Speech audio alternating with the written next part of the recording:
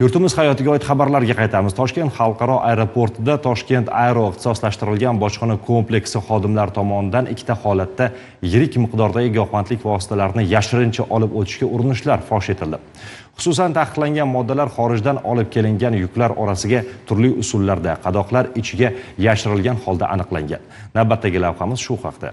Poytaxtimizdagi Toshkent xalqaro aeroporti orqali noqonuniy giyohvandlik vositalarini olib o'tishga urinish holatlari fosh etildi. Toshkent Aero ixtisoslashtirilgan bojxona kompleksi xodimlari tomonidan amalga oshirilgan navbatdagi tekshiruvlar chog'ida shubhali yuklar aniqlangan. Xususan, Bangkok shahridan uchib kelgan xorijiy fuqaroga tegishli qo'l yuki va bagajlari bojxona nazoratidan o'tkazilganda turli ko'rinishdagi qadoqlar ichiga yashirilgan 12 dona polietilen o'ramlari fosh etildi. Xolislar ishtirokida ushbu o'ramlar ochib ko'rilganda, ularning ichidagi yashil rangdagi o'tkir hidli modda Markaziy bojxona laboratoriyasi xulosasiga ko'ra 6.3 kilogrammdan ziyod og'irlikdagi quritilgan marixuana ekanligi ma'lum bo'ldi.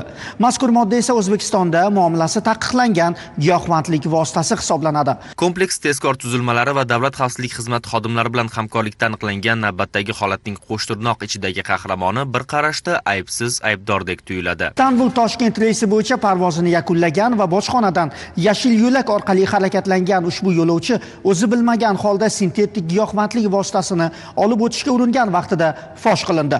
Gap shundaki, parvoz oldidan Turkiyada notanish shaxsning sumkasini uning iltimosiga binoan 35 AQSh dollari evaziga Toshkentga olib kelgan yo'lovchi ushbu sumkada nima borligiga qiziqib ham ko'rmagan. Vaholanki, bojxona ko'rigi davomida yuklar orasidagi yeryong'oq qadoqlangan paketda yeryong'oq donalari orasiga unga o'xshash hajmdagi qizil rangli tabletkalar aralashtirilgani fosh bo'ldi. Har biriga Marvel yozuvi tushirilgan mazkur tabletkalar soni 598 dona bo'lib, ular MDMA turidagi sintetik giyohvandlik vositasi ekanligi aniqlandi. Ayni paytda mazkur holat yuzasidan bojxona tekshiruvlari davom ettirilmoqda. Qonunchilikka muvofiq aniqlangan holat bo'yicha tegishli huquqiy baho beriladi.